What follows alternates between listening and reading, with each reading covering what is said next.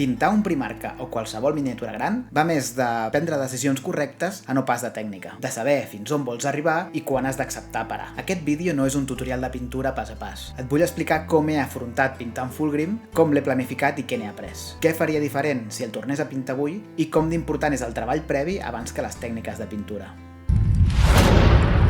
Hola, amic del hobby. Ja fa uns anys que vaig tornar a pintar miniatures, però no havia sortit de fer unitats, infanteria, tancs, potser alguna cosa una mica més gran, però encara no m'atrevia a models d'aquesta envergadura com un Fullgrim. I recentment m'he vist prou capaç per atrevir-me amb el meu primer Primarca.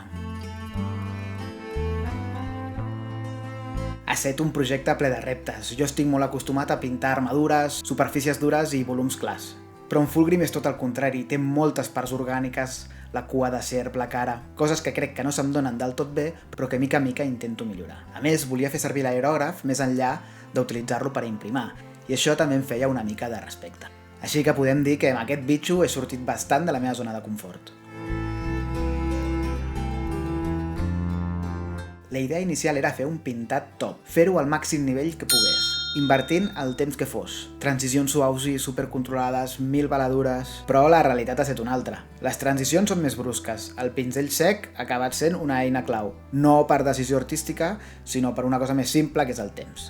Al final vaig decidir que no volia passar-me un mes pintant la mateixa miniatura. I he preferit enllestir-lo encara que el resultat no sigui el més top possible. I això implica coses que com a pintor em fa una mica més de ràbia d'acceptar, com deixar una transició no gaire suau, deixar de corregir alguns errors... L'avantatge d'una miniatura d'aquesta mida és que els ulls de l'espectador han de mirar a molts llocs i a molts detalls, i els errors es poden ocultar una mica millor. L'esquema de color és molt semblant a la caixa de Workshop, però no copiat exactament. He volgut centrar-me en pintar la meva primera miniatura d'aquesta mida i no fer invents amb esquemes de color o fer experiments que ara no em tocava de fer. Tot el meu exèrcit d'Emperor Children està pintat així, d'una manera molt estàndard com fa Workshop. Per tant, en Fullgrim tampoc volia que fos diferent. El que sí que he fet ha estat invertir molt de temps en preparar la llista de tots els colors que utilitzaria. Anar mirant tutorials, he vist molts vídeos de diferents Fullgrims i agafar una mica d'aquí i una mica d'allà segons el que jo volia, m'interessava o m'agradava més. I així acabar fent la meva pròpia versió.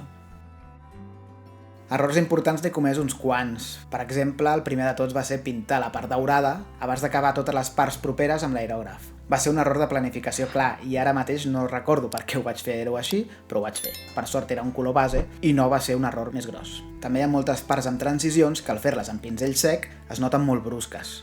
Deixar de fer més baladures en algunes zones, com la pell, o marques que durant tot el procés, al ser una miniatura tan gran i amb molts pinxos, doncs que si ara fico el pinzell per aquí, ara poso el pinzell per allà, doncs alguna marca ha quedat. Les he intentat corregir, però segur que alguna n'hi ha.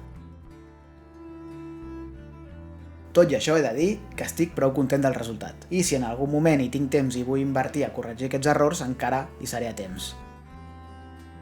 Les gemmes en pintures contres les he trobat una manera super fàcil de fer. He notat millora en pintar la cara, on sí he dedicat una mica més de temps, així com a l'espasa diabòlica verda, ja que són uns punts focals bastant importants. No tot ha de ser excel·lent perquè el conjunt funcioni.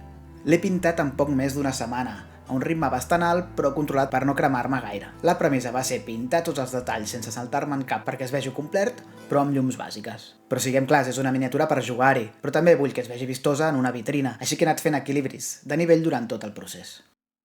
I he volgut posar-li una base que no només fos estètica, sinó que tingués una raó de ser. En Fullgrim no camina pel món real com algú altre, apareix, desapareix, ara torna aquí i ara canvia de forma, i la base explica això, representar una mica aquesta regla del joc de Deep Strike i representar les marques que deixaria al terra, un portal de disformitat o l'aparició d'un ésser com aquest.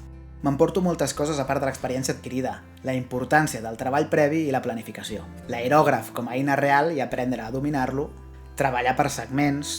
Normalment sóc dels que munten tota la miniatura i la pinten tota de cop, i aquí m'he vist obligat a fer-la a trossos per arribar a tots els detalls i a tenir més comoditat per manejar-me amb aquesta miniatura. Però sobretot he après a deixar parts que no són perfectes. I no per mandra, sinó perquè el temps i el nivell també formen part del hobby.